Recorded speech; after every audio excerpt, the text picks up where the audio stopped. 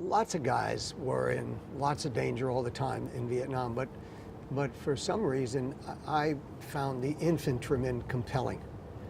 These poor fellas had to slog around through the mud, the jungle, the rice paddies. They're guys who didn't have the connections to get into a reserve unit. They're guys who had families that had long military histories. They're guys who didn't sit around in coffee houses praising Jane Fonda's visit to North Vietnam. They just had to live this very difficult life. So I wrote this essay, this homage, if you will. It got picked up by a paper called the Overseas Weekly, and I'll read a couple of snippets. His body is covered, not with modern fashion, but with the rags and grime of war. To remove the stain, he looks to his sleeve or a towel around his neck, not fortunate enough to have greater convenience at hand. The clouds around him are hardly silver-lined. They're laden with rain, makers of mud. Their only redeeming social value is as a buffer, stopping the sun from mercilessly bearing down.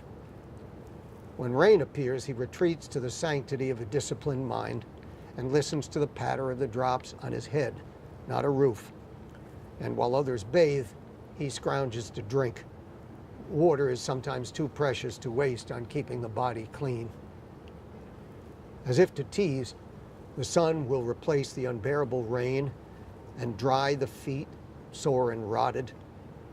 The grunt, as he's called, takes it, doing what he must, doing whatever he can against the elements. He warms his food, if at all, with the heat from stick-like explosives.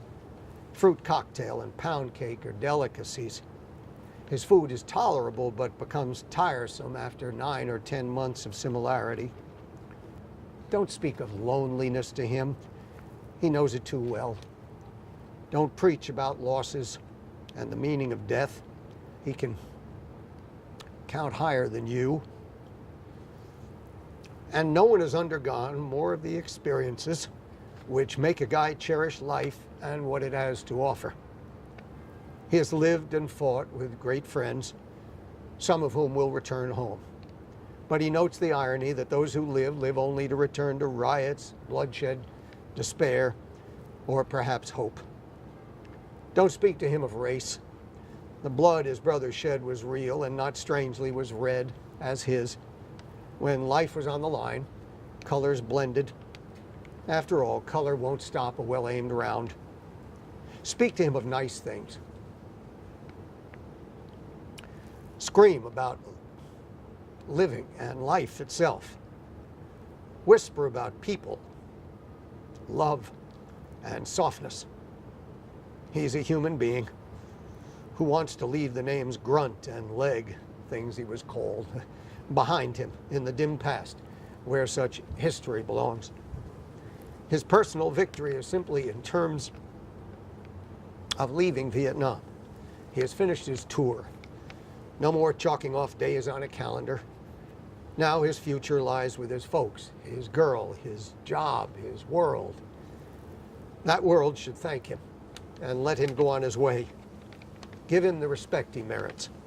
Let him pick up the pieces and move on to a new and fruitful life. As an infantryman, he has earned his place out of the sun. He deserves no less.